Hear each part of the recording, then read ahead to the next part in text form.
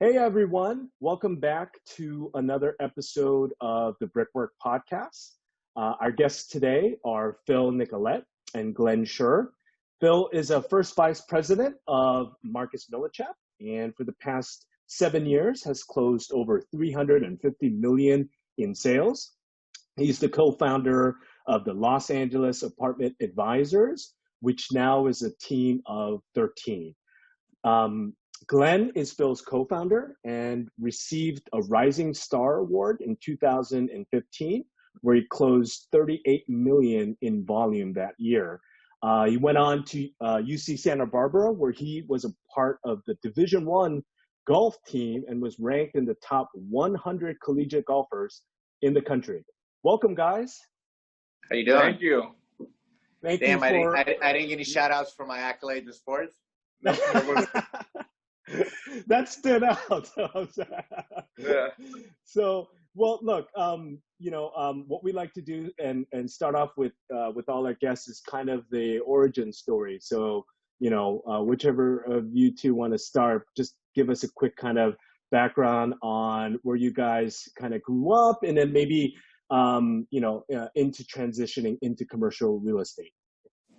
I'll start, and then you could transition on how we partnered up and everything. So I went to San Diego State. I have a finance background.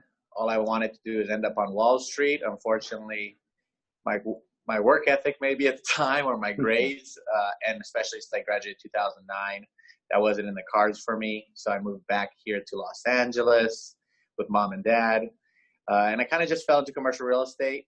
I started end of 2011, so it was after the recession. When I started, our manager at the time, Adam Christofferson, just said, look, it's going to be a big grind your first year, but if you keep with it, you'll start getting traction, and it'll be lucrative. So I've been in Marcus ever since, and my first year was very brutal. Definitely thought about changing careers. I stuck with it, and I started getting some traction, and then started bringing in a lot of my friends into the business. And I've been here for 9 years now, and I partnered up with Glen, met Glen in the office. We started collaborating on deals, and I thought we complemented each other well. And I'll let you take it from here, I guess. Yeah. So you mentioned, I guess my beginning was I was a golfer since I was 12 years old. I always thought I was going to go pro. I was decent in college, and long story short, graduated college, decided to give up the dream and not chase it. Was trying to figure out what to do in my life because I never concentrated on, the school really that much. It was always sports for me, or trying to figure out what to do.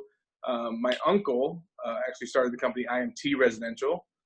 So he's very big in real estate. So I went to him. I've always respected him greatly. He said, if you're looking to learn about real estate, go to Marcus Millichap. They're top brokerage firm around. Interviewed here, got hired. Same thing. Adam Christofferson hired me a couple years after Phil. And definitely tough start. Fast forward 4 years, I start making a name for myself. Phil and I just become very good friends just by seeing each other in the office. You're going to say best friend. Best friends.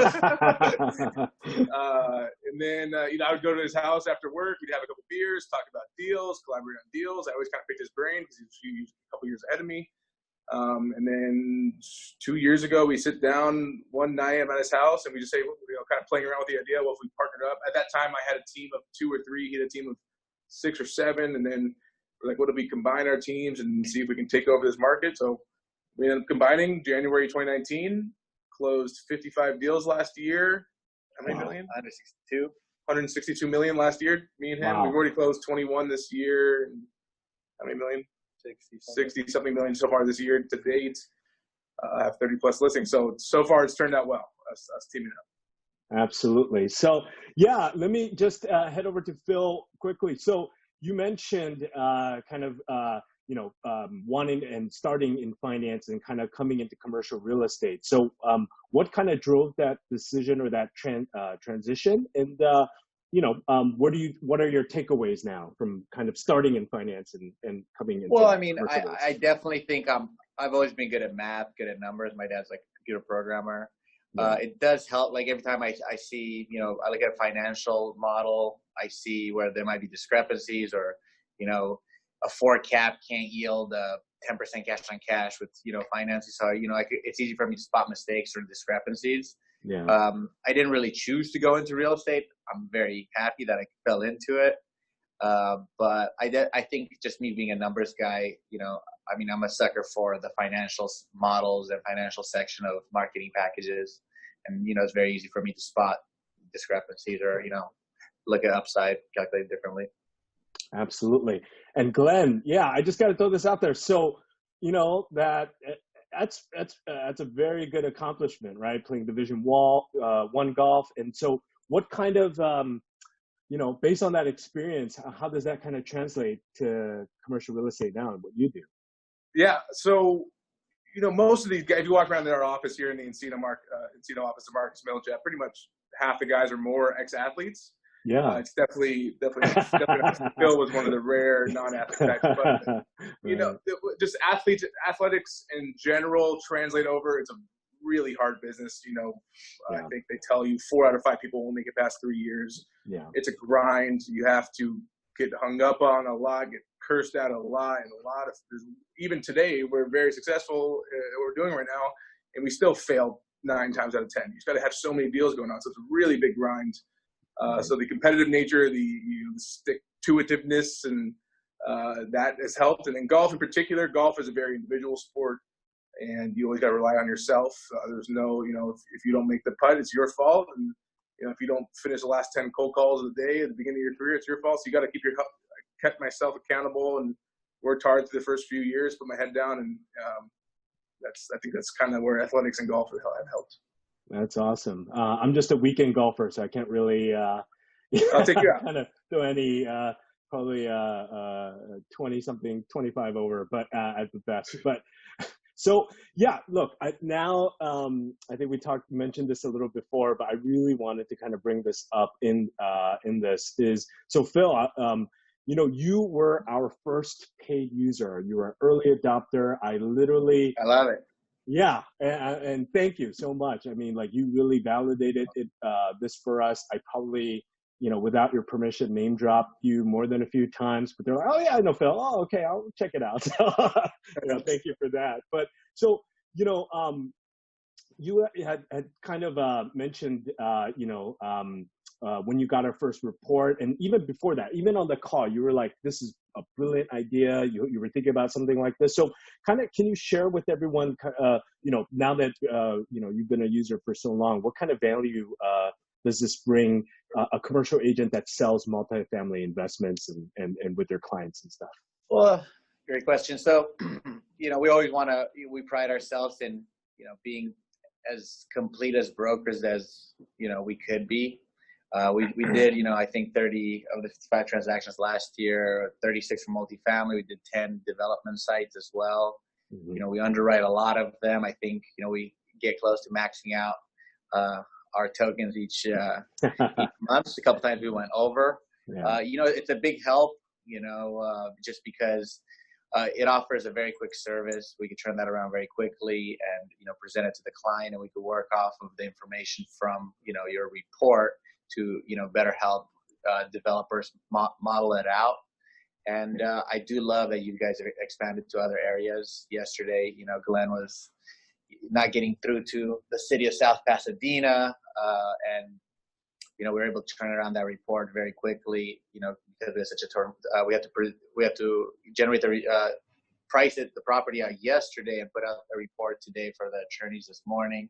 So even the guys from South Pasadena planning said, we'll get back to you Wednesday morning at the earliest because everybody's tied up. So, it's something that everybody needs, in order to be a complete broker. And to piggyback on that, so one thing I really like about it is when you're pricing out a development deal, how much you can, how many units you can build, the FAR you can get, how many square feet, everything is so intricately intertwined with what the land is worth. And if we're looking at the normal zoning, we don't dive too deep into it. If you miss a setback or you miss this, and it's actually 2 less buildable units, and you price it wrong, you hit the market, you price wrong, and you look stupid to the buyers. Right. If it's not accurate information. So by having accurate information, it helps us. One, the clients love seeing the numbers about what their lot could be. Everyone's always told them, but to see the numbers on paper is a different experience for the client. And then for us, make sure the deal is priced right, so we can actually get offers to get the deal sold. You know, if we're saying 17 buildable units, it's actually 14, we're not going to get the price that we put it on the market for, and then we look bad to the client, to the market, to everyone. Yeah, and to piggyback off what that says, you know, everybody, you know, who has the favorable zoning on their lot, like let's say R3, R4, R5, even better, they know that, and they probably got calls from different developers, but being able to really show the report to a client and sit down with them and say, hey, look, mathematically you get to 150 units, but on this tiny lot, either you build, you know, 100 square foot units, or you can't really build that many, you know. So then, you know, they realize based on the envelope, based on the height restriction, that, you know, the property is not what some other brokers might have told them, that you get 100,000 per buildable, you know, just because it says that on paper. So we love that about the service. And in due time, you know, we don't want to, like I told you, you know, 2 years ago, we don't want to spread the word just because you're doing a great job, and I'm sure you guys can blow up even more, because I know you're working with all the heavy hitters now. Absolutely. That was really good advice. That was definitely something that we didn't expect, but you know, rightfully so. It just made us work a little bit harder, and I think it's starting to show now. So now I kind of want to talk about, you know, what's going on, obviously, with this global pandemic, and you know, all of kind of the protesting that's going on. Like, you know, I'm sure it's being brought up all the time in different webinars, but I wanted to get your perspective, maybe if you could share kind of, you know, how it's affecting, you know, transactions currently for you guys, and on a move forward. Can you kind of share like any sort of new adjustments or new tools or anything that you're kind of implementing as a team to kind of, you know, still come through for your clients? And definitely. I mean, COVID affected everybody. We had 9 or 10 transactions fall apart during COVID. I think maybe 2 are fully non-contingent. The rest had contingencies in them. I think the worst part is behind us. We'll see how this second wave of COVID, you know, will treat us. But, you know, the deals that fell apart. You know, some of them are getting put back together. I think it was the uncertainty of a lot of lenders not wanting to lend. JP Morgan Chase being the biggest lender in the multifamily space in LA. When they readjust their spreads to 475, was pretty much I don't want to lend, but I'll lend because I'm the biggest lender. Yeah. They've come off those spreads, so now they're attractive. There's a lot of multifamily lenders at, you know, in the mid threes. You could get, you know, Freddie sub 3, like 275, Fannie at 3. So financing is very, very attractive now. And overall collection, you know, it hasn't been as bad as expected. When word got out that tenants might not pay rent, or you can't evict tenants for not paying rent, everybody said, hey, nobody's going to do it. But 90% collection, I think, on average in LA is very attractive still. And just from a fundamental, you know, the fundamentals of the Los Angeles market in the multifamily space is great. You know, there's a shortage of housing. Everybody wants to be here. There are things on the ballot that might affect values, you know, but there's money flowing from, you know, New York City now to Los Angeles. Everybody, if you look, even Prince Harry and Meghan Markle are moving to Los Angeles. I mean, we're getting all the time from all over the world. Yeah. So again, so during, you know, from the beginning of the lockdown to the end of the lockdown in Los Angeles, I think we closed 10 deals or so. So we still got deals done, but everyone that got done, correct me if I'm wrong, or at least most of them were all cash deals. Financing kind of left for 3 months, and all of them were 5 to 10% discounts versus pre-COVID. Now in the last, so you know, I think we're looking at our inventory. We always keep between 20 and 30 listings, and we usually have around 10 in escrow. And I think last week we had 3 deals in escrow, which is the lowest we've ever been. It's lowest we've ever been since partnering up, and it's a little worrisome. But in the last 10 days, I think we put 4 or 5 deals in escrow. Yeah. So it's the market, you know, everyone's back to work, or at least the world's opening up a little. Hopefully it doesn't close back down again. Lending is now back. You know, we have lenders in the mid to 3% interest rate. Like you said, you can get a loan. You know, maybe when we were probably down to 25% of the buyer pool was still left during COVID. Now we're probably getting closer to 75%, 80% of them are. So people are starting to come back to the table. But I still wouldn't say today values are pre-COVID, but they're definitely better than they were a month or 2 ago. Got it.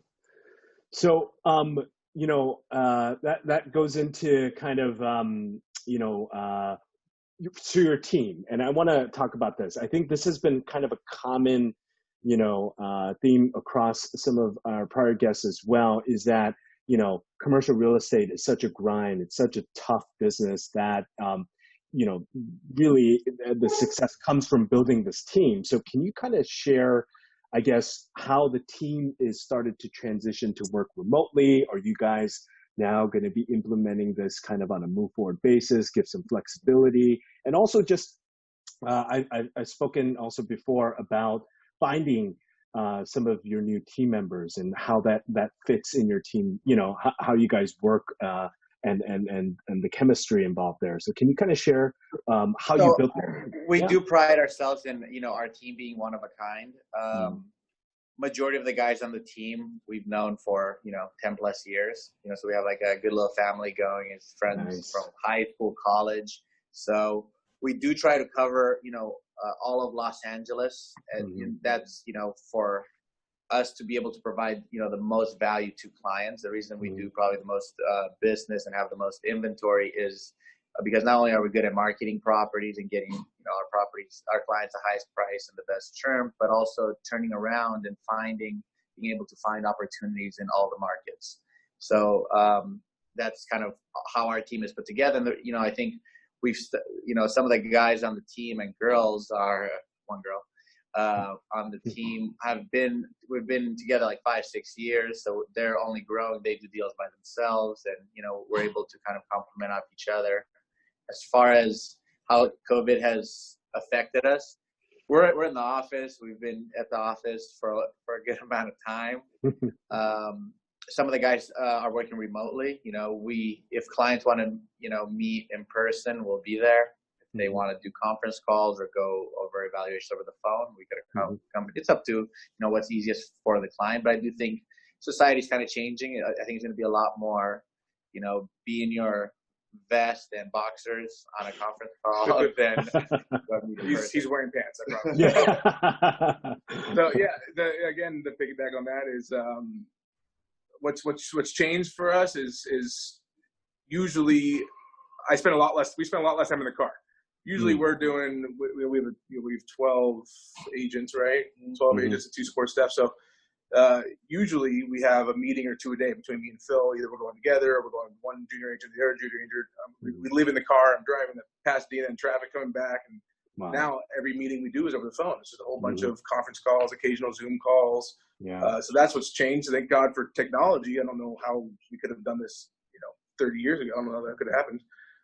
But so that's been the main change, and it's been decently seamless. It's with the help of technology, just everything gets over the phone. It's a little bit harder because you can't connect with the client as much as over the phone, but you do the best you can.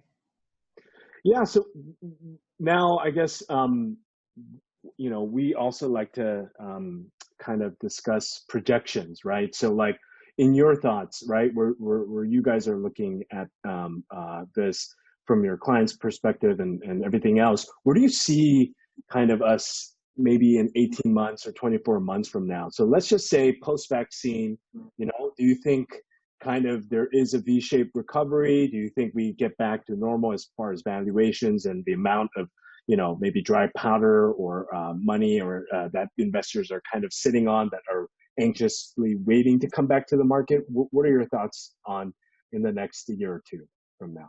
Well,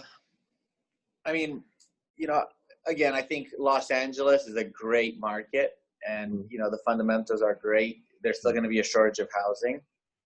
Now, that being said, there could be turbulent times. We are, concerned with just this small blimp of 3-4 months. How quickly things turn. How every lender backed out. There's no more construction financing, especially if you don't have a long resume. But we always advise our clients to examine their options to make sure they have enough equity, on the sidelines to weather a storm, to make sure that they're sitting enough cash in case tenants aren't paying rent, in case X, Y, and Z. It's a lot easier in the multifamily space than it might be in retail. Yeah. So I guess my opinion would be, obviously it depends on what sector you're talking about. I think office, it's not multifamily is what we do, but Yeah. office, for example, I think some people are worried about that because people are starting to get used to working remotely. Time will tell. No one, as Phil's favorite saying is, no one has a crystal ball. You can just make your best guess, of course. But so I don't know about office, but multifamily, the fundamentals are still very strong. Mm-hmm. I think very short term, as in like now until the election, I think that we're going to see a lot more deal flow. There's I think there's $8 billion of 1031 exchange money floating around needs to be placed in the next 30 days or so. Yeah. So I think a lot of deals get done on the very short term. Mm-hmm. And then, usually before an election, a couple months before an election year, it kind of pauses a little the market because of uncertainty. People wait to see who wins. So we'll see if that happens. And then next year, I mean, your guess is as good as mine. I wouldn't expect prices to go up, that's for sure. But I don't see a huge drop. I don't see the fundamentals, especially in Los Angeles, multifamily are strong. The developments in that, I think, the developers got to look 2, 3, 4 years in advance. Yeah. How developers are going to look at deals right now is a little up in the air. And I think, something that kind of scares a lot of our clients, it's not necessarily the election, the U.S. elections, which is a concern to everybody, but it's more what's in the pipeline for California. You have Rent Affordability Act, which would be vacancy control. Now, I think that's a very liberal policy, and I never thought it would have any legs, but it passed in June of last year in New York City. So it could very well happen here. And especially since in a time of crisis, you see there's a lot of these programs kind of getting more traction. And they're also Prop 13, repealing Prop 13. It's not written for apartment buildings per se, but everybody knows once you do it for retail and industrial, it's going to be for every investment property. So I think those two could impact values tremendously. Yeah, he's right. The biggest risk to Los Angeles multifamily value are laws, our new legislature coming through. That would be the only thing that I could see making a big impact in the market, which is possible. Yeah, I've spoken to a few developers even here, and they seem optimistic. I think you're right, Phil. The point is that they're looking 3, 4, 5 years down the line, and essentially, the housing crisis and the shortage is still existent here, right? Post pandemic, that's always going to be something that we have to kind of look toward building, adding more inventory toward, and that kind of works hand to hand in multifamily sales as well. So I think both are still, the outlook is definitely strong. I think it's just been this kind of unexpected, right, occurrence that has happened. Yeah. Everybody that kind of, put a pause on things. But you're right. I think even the developers that we speak to all the time are just looking for sites, looking to build right now at this point. Yeah, there's a huge housing shortage. We need more units. Yeah. We need easier lot. We need the city to make it easier to build too. Yeah, that's a different conversation. We're hoping to have that too. We're trying to get some more people in planning department if we can on this podcast. Talk to them. We need more units. Sign the petition. We need more units. They're making it so hard for developers to build stuff.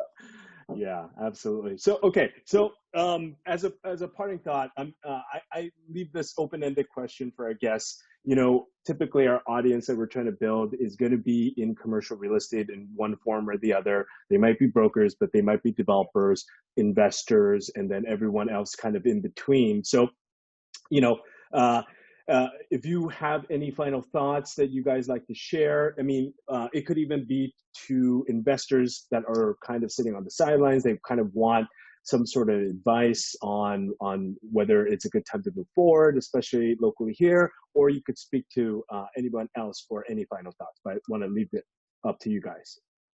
Give us a call. I know times are uncertain. I'm a big belief that it's always the right time to buy, as long as the deal makes sense and has a story behind it. There's plenty. It's Los Angeles. It's especially if you're a long-term holder. If you're looking at 10-year plus hold, it's a fantastic time to buy. Lock in the interest rates. If the market goes down a little, then back up. Who cares? You're going to be able to afford your loan payments, and so I think it's a fantastic time to buy.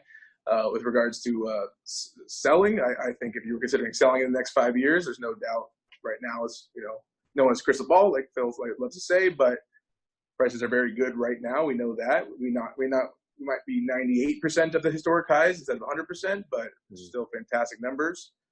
And I think, and I mean, to continue, there's no, we sit down with clients all day, every day and advise, there might not be the right time to sell. people have many options when they're doing a 1031 exchange. We're going to be sending out some information on a recent transaction on exchange that we put together. We finalized. Client sold a property in Santa Monica on 12th Street. Sold for close to 20 times gross, 3 cap. They ended up buying a condo in Fort Lauderdale for about 200 and change. They have 2-bedroom, 2-bath. They also bought a Dollar General that was brand new construction. So they also cashed out 1.1 million, which they paid taxes on. But throughout that whole process, they were able to get a vacation rental in Florida where they could probably move into in 2 years. They also not only replaced their cash flow, but improved their cash flow with a Dollar General. This is an individual that was in, his late 70s, and he could no longer take care of his property in Santa Monica. And the rest, he got to cash out at the top of the market, 1.1 million. He pays taxes on that. But there are, people don't know that not all investors know that there's possibilities like that out there. So it might be a great opportunity to take chips off the table and also consider your option. And for us, when we deal with some of these exchanges, we always like to refer to the best group to take care of their up leg. So if they're going into a net lease product, we'll put them in touch with brokers that handle that. If they're going into residential, make introductions on that. If they're going into out-of-state multifamily, we'll introduce them to brokers in Texas, Las Vegas, Phoenix, wherever they want to go. That way they get the best service. So great. I think that's great advice. Look, Phil and Glen, it's been a long time to kind of set this up. I'm so glad that we were able to kind of, get the schedule You finally right. got it done. Thank you. Definitely. We got to do this again. Yeah, Phil, like I said, absolutely thank you for, believing in us. You were definitely our first adopter, and you saw the value in us and absolutely wanted to kind of still express that. And thank you guys for coming. And for everyone else, thank you. Look forward to the next episode. Thanks so much. Thanks again. Thank you. Bye.